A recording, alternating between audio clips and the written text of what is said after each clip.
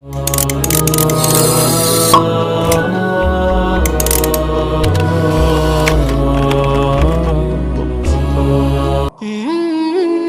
suatu ketika, Sayyidina Umar bin Khattab datang menghadap Rasulullah Shallallahu Alaihi Wasallam sambil menangis.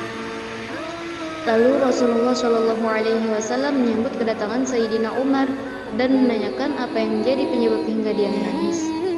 Sayyidina Umar menjawab, "Ya Rasulullah, telah datang kepadaku seorang pemuda yang tangisnya sangat memilukan hati." Lalu Rasulullah memerintahkan agar pemuda itu dibawa datang menghadap kepada beliau. Setelah pemuda itu menghadap, Rasulullah menanyakan tentang apa yang menjadi penyebab hingga dia menangis. Jawabnya, "Ya Rasulullah, dosa yang melimpah dalam diriku yang menyebabkan aku menangis, hingga aku merasa takut terhadap kemurkaan Allah Subhanahu wa Ta'ala." Lalu bagaimana reaksi Rasulullah ketika mendengar jawaban pemuda tersebut? Simak videonya sampai habis ya, biar gak salah paham.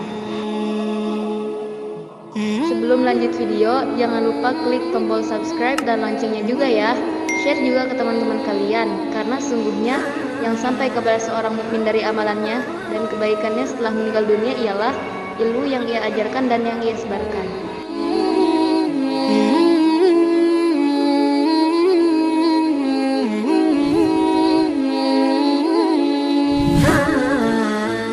Kemudian Rasulullah Shallallahu Alaihi Wasallam bertanya kepada pemuda itu, "Adakah kamu menyekutukan Allah Subhanahu wa Ta'ala?"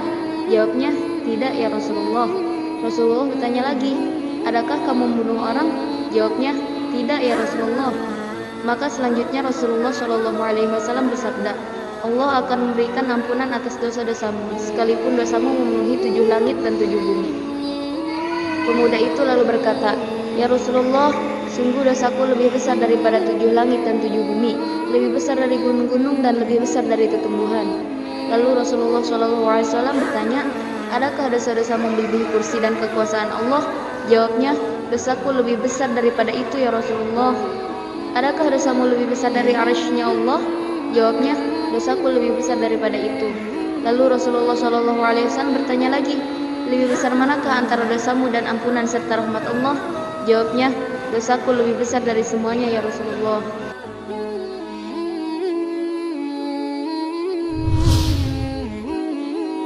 Maka kemudian Rasulullah SAW mempersilahkan pemuda itu untuk menceritakan perbuatan dosa yang pernah ia lakukan. Dan pemuda itu pun kemudian berkata, "Aku malu menceritakannya kepadamu ya Rasulullah." Rasulullah berkata, "Janganlah kamu kepadaku." Maka pemuda itu lalu menceritakan perbuatan maksiat yang pernah dilakukannya. Dia berkata, "Ya Rasulullah, sejak 7 tahun terakhir ini kerjaanku adalah menggali kubur orang-orang yang sudah meninggal. Kemudian saya ambil kain kafannya. Yang terakhir aku menggali kubur seorang perempuan keturunan sahabat Ansor. Anak perempuan itu saya keluarkan dari dalam kubur dan aku ambil kain kafannya, kemudian aku setubuhi. Lalu anak perempuan itu berkata kepadaku, 'Apakah kamu tidak malu terhadap Allah Subhanahu wa Ta'ala hari perhitungan amal nanti, di mana pada hari itu orang yang dianiaya akan menuntut balas terhadap orang yang menganiaya?'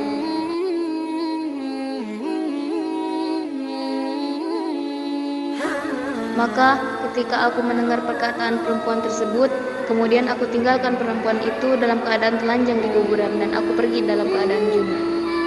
Rasulullah Shallallahu Alaihi Wasallam langsung meloncat ketika mendengar penuturan pemuda itu. Lalu Rasulullah Shallallahu Alaihi Wasallam berkata, "Wahai orang fasik, keluarlah kau dari rumahku ini. Tidak ada balasan buatmu kecuali amuk api neraka." Pemuda itu pun keluar sambil menangis sejadi-jadinya. Lalu dia mogok tidak makan, tidak minum, serta tidak tidur selama 7 hari 7 malam sehingga hilang segala kekuatannya. Dan akhirnya dia pun terjatuh. Dia menelungkupkan wajahnya ke bumi sambil bersujud serta memanjatkan doa kepada Allah Subhanahu wa Ta'ala. "Ya Allah, aku adalah hamba-Mu yang berdosa dan bersalah. Aku datang menghadap utusan-Mu untuk mendapatkan syafaat pertolongan. Ketika utusan-Mu mendengar dosa yang aku lakukan, utusan-Mu malah mengusirku. Pada hari ini aku datang menghadap kepadamu agar Engkau berkenan memberikan syafaat kepadaku terhadap kekasih-Mu. Sesungguhnya Engkau adalah Maha Pengasih kepada setiap hamba, dan tidak ada lagi pengharapan untuk mendapatkan ampunan melainkan kepadamu.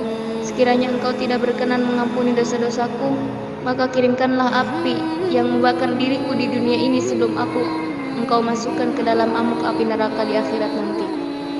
lantaran doa yang dipanjatkan pemuda itu. Lalu malaikat Jibril datang kepada Rasulullah SAW seraya berkata, "Ya Rasulullah, Allah menyampaikan salam buatmu."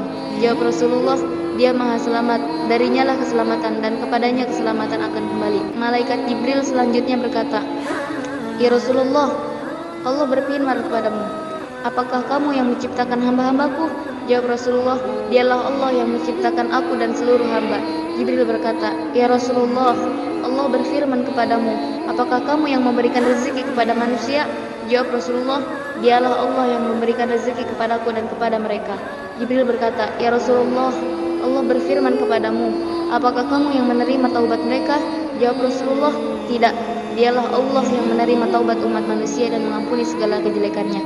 Jibril berkata, "Ya Rasulullah, Allah berfirman kepadamu, aku mengutus seorang hamba menghadap kepadamu. Setelah hamba itu menceritakan dosa yang diperbuatnya, kamu merasa benci sekali terhadap dosa itu. Padahal itu baru satu perbuatan dosa saja. Lalu bagaimana keadaan orang-orang yang bersimbah dosa apabila nanti mereka datang menghadap kepadamu untuk meminta syafaat? Maka dari itu ampunilah kesalahan dosa hambaku itu." Maka Rasulullah SAW segera mengutus beberapa orang sahabat agar melacak pemuda yang pernah datang menghadap Rasulullah itu. Setelah bertemu, mereka menyampaikan kabar gembira bahwa dia telah mendapat ampunan dosa. Kemudian pemuda itu diajak menghadap Rasulullah SAW. Ketika mereka ingin menghadap, ternyata Rasulullah SAW sedang melaksanakan sholat maghrib, dan mereka pun segera melaksanakan sholat bermakmum kepada Rasulullah SAW. Setelah membaca surat Al-Fatihah, Rasulullah SAW melanjutkan bacaannya dengan membaca surat At-Takasur. Ketika Rasulullah melantunkan bacaan ayat, maka pemuda itu berteriak sangat keras. Setelah selesai melakukan sholat, mereka menghampiri pemuda itu, sudah terbujur kaku. Ternyata ia telah meninggal dunia fana dengan siraman ampunan dan rahmat Allah Subhanahu wa Ta'ala.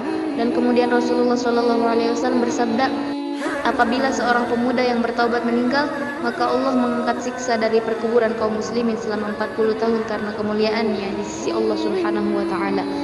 Bagi para pemuda, bertaubat merupakan amal yang sangat tinggi nilainya di sisi Allah Subhanahu wa Ta'ala. Sebab di tengah-tengah kehidupan yang diselimuti limbah dosa, mereka masih sadar untuk menegakkan kewajiban terhadap Rabb-Nya.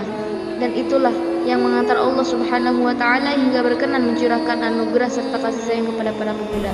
Semoga dosa-dosa kita semua diampuni oleh Allah Subhanahu wa Ta'ala. Wallahu a'lam. وتبتسم الثغور خير وتنشرح الصدور خير ويشرق كل نور من خير أهل المشرق.